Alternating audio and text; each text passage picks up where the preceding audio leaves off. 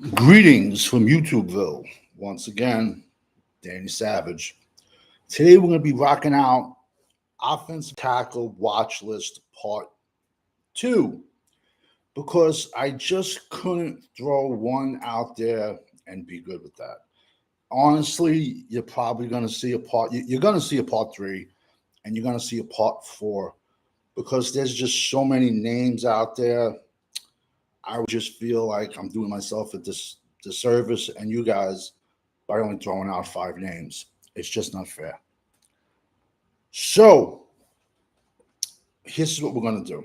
Today we're gonna drop out 5 tackles, and it's crazy. This year we got a lot of older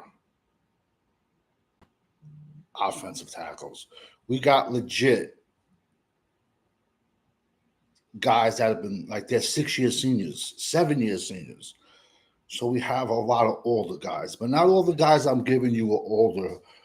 We'll get to the older guys much later on. Today there's like 2 older guys I'm only going to give you, but I'm giving you 5. First kid is I spoke about this kid earlier. I spoke about this kid about a month ago. Wyatt Mullum, left tackle out of West Virginia. 2 year starter at left tackle. Last year he did not give up a sack. Now they're looking at this kid like a round 2, round 3 prospect.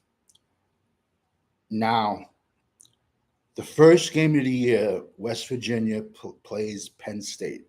The kid Wyatt Mullum, I don't know if I said he's 6'6", 330. First game of the year, they play Penn State. And I guarantee you, at that game, there's going to be all 32 scouts from the NFL because you're going to have Wyatt Mullum at left tackle. They also have a safety I did a video on. And then Penn State, he's going to get tested early. He's going to get tested by Penn State's Abdul Carter, who I have as my number 1 edge very early, but he's my number 1 edge. And then he's also going to get tested by Dennis, the other edge that I did a video on the other day, Dennis Newman Stunsman or something like that. I did a video on him a couple of days ago. So Penn State has 2 edges that are going to test him real quick. Plus, Penn State has 2 running backs. So you're going to see 32 scouts at that game. So this kid is going to get tested early. And if he shuts down Carter, you might see this kid sneak up maybe late round 1. Definitely, I see him as a round 2 pick, crazy early. That's how I see it. But it's crazy. But it's very early. A lot of things can happen. But I think he can either rise or drop real quick, or for the first game of the year, which is like I said. And I think I'm pretty sure this year it's in Morgantown. Listen, that game is always a dogfight. So that'll be a 7. I'm going to say 1-score game difference, but I'm going to say because West Virginia got a baller at quarterback too, man.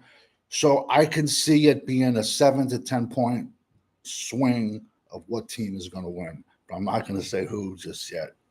And it doesn't matter who wins; it matters who covers. Remember that. Next kid, I talked about him a little bit yesterday. This kid has a story. His name is Holland Pierce. 6'8", 350. Former walk-on at Rutgers. 3-year starter. His first year he started at right tackle, and the last 2 years he's been starting at left tackle. This kid's arms hangs down to his ankles. He's a knuckle dragger. And I said it yesterday. Some NFL offensive line coach is going to see this kid and his measurables, and they're going to fall in love with him. And some coach is going to say, I can make something out of him. He's preseason, all Big Ten. In my opinion, In the NFL, I view him as more of a right, even though he's playing left tackle in college at Rutgers. I view him more as a right tackle mauler. I think, unless as of now, and we're only talking as of now, and the season hasn't even started, but 0 week is approaching fast. As of right now, I think he will get exposed on an island in the NFL, unless his feet work gets a lot better. But I'm sure after the season, he's going to go down to Texas and train with Duke Merriweather and increase all that. But this kid's just back in the old days, there was a saying, it would take a $20 cab ride to get around him. In today's world, I guess it would take a $30 Uber ride to get around him. That's how big he is, and he's nimble. And to just be like a former walk on, the kid walked on. He was really, really overweight. He was like 425 pounds when he walked on, but he progressed and he worked himself. Like, that's why we see, like, how many times everybody, these kids say, I'm a 5 star, I'm a 5 star. Yo, stars don't mean shit when you get into college. There's many, many times 3 stars turn out to be much, much better than 5 stars. Why, might you ask? They come in with a chip on their shoulder. Even a 2 star, you got walk-ons. You're coming in with a chip on your shoulder. You got something to prove. Just fixing the hat real quick, checking out the beard. Still the best beard on YouTube. You're coming in with a chip on your shoulder. You got something to prove. You're not coming in with a giant NIL deal. You're not rolling into the stadium with a $500,000, you know, Lamborghini or Ferrari, whatever. I'm not into those cars, but I'm just saying, like, so a lot of these times these kids are hungrier. That's one of the reasons I enjoy college football actually more than the NFL, because these kids, the majority of these kids, the kids that are prima donnas, the kids that don't come in on the 10 million NIL deals, these are the kids that are hungry and they play with passion and they look to take your head off because they're scratching and they want to get to the next level and they play with passion. And there's very few guys in the NFL that play with passion. That's my opinion on that. Third kid, Anthony Belton, left tackle, NC State. Like 2 years ago, NC State had that kid, Ike Ekwomu, left tackle. He went like in the top 10, I think, to the Carolina Panthers. He stayed in state. Me personally, I wasn't as high on that kid as a lot of other people were. I saw him more as a mauler, as a guard, than a left tackle in the NFL. That's just my 2 cents. So this kid has stepped in for him, and he started the last 2 years at NC State. This kid has size. He's a 60-year senior. That's why I was talking to you earlier is about older players. This kid is 6'6", 340. So he has the size. He has the arm length. He's like I said, he started the last 2 years, and this year will be his third year starting left tackle. He can, with good solid play and his size and measurables, he could rise up the board also. But like I said, like I've said a few times, I don't see this year's offensive line class anywhere near as strong as this past April's offensive line class was. Nowhere near. That's just my opinion. Round one is going to be dominated by defense. Next kid, Josh Connolly, Oregon. 6'4", 335. This kid, I'm just throwing the name out, a word. What is the NFL like to do with good college left tackles that don't have prototypical size. I could compare him with Troy Fontenot this past year from Washington, where a lot of teams viewed him as a guard. And I feel this kid, even though, Oregon is going to be a top 5 team and he's playing at a high level and he plays good, it's just, and this is not me, it's just in the NFL, when guys don't have that height and the arm length, they tend to throw these guys inside to left guard.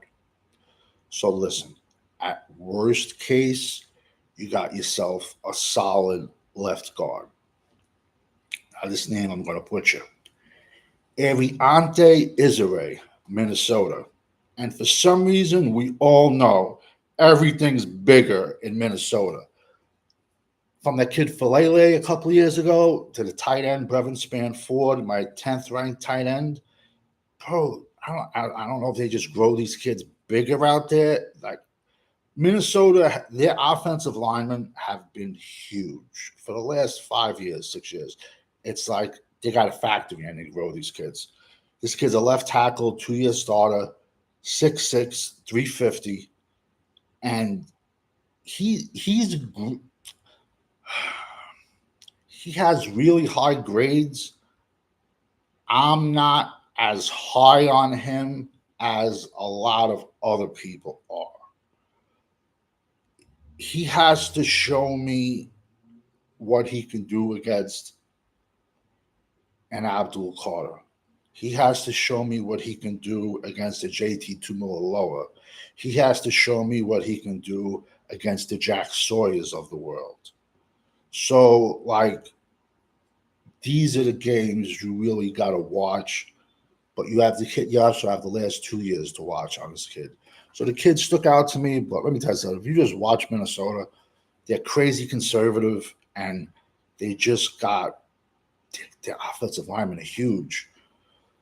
You're gonna get a part 3 offensive tackle watchers. Like I said, I just can't not give out. I just can't throw 10, 11 names out there. I have to give you probably at least 20. We'll get to 20 names by mid-July, at least at each position. Ironically, a funny story came out. On Thursday, Dane Brugler, which we all know is the man, and I am no way comparing myself to Dane Brugler. This is how it was. I've been doing this draft stuff since I was a kid.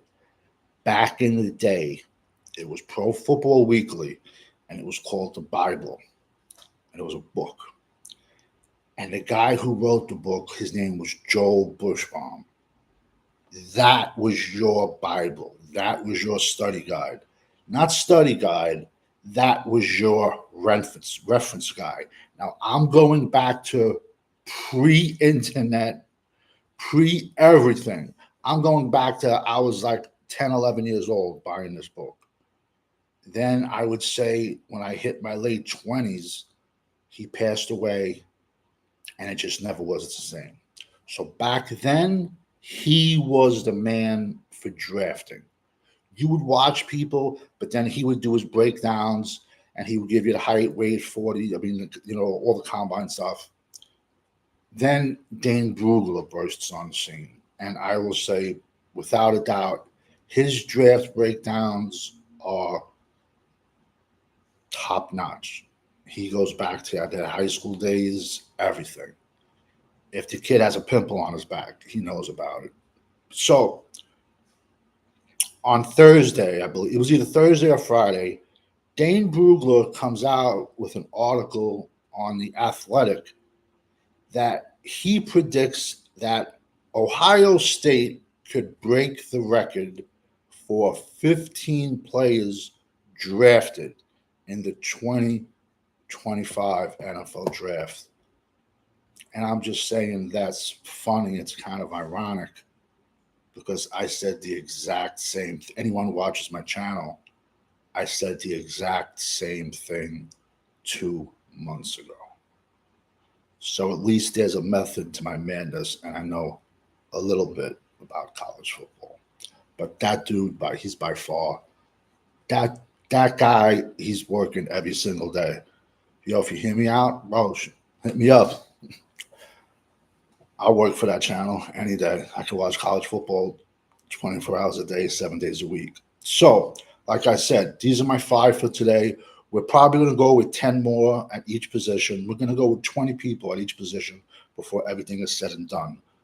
The next 5 is going to be some older guys. It's crazy. We got like some 7-year players. It's ridiculous. 8-year players. I don't even know how. Even with the COVID year, I don't even know how they have this much time. But when a guy is super old, that will not come down the draft board unless you're a Dallas Cowboy like Scout, because we love drafting overage guys. Right now, Henny the Moore is on the liquor store. You can check him out. And Landlord, they're doing the show right now. Later on, don't know, might be on, I might not be on.